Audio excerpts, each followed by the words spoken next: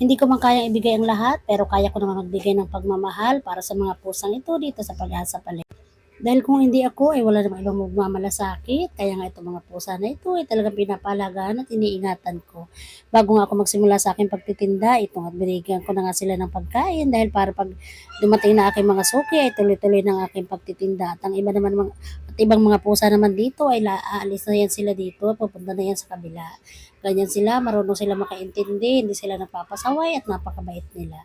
Dahil simula lang ako nag-alaga ng mga pusa at nagpakain ako ng mga pusa, even kahit mahirap ang buhay, ay talaga nararamdaman ko rin ang pagpapala ni Lord. Kaya palagi ko hinihikayat kayong mga kapusa na mahalin po at alagaan natin mga stray cat at stray dog sa ating komunidad. Dahil malaki po ang naitutulong nito sa atin, ganun din po sila.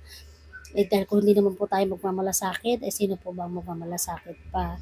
Hindi naman po lahat ng tao ay magmamalasakit sa mga aso at pusa. Kung gusto mo ang ganitong kwento, please like, follow, and comment, and pakishare na rin. Maraming salamat sa panonood. Bye! Mag-ingat po tayong lahat.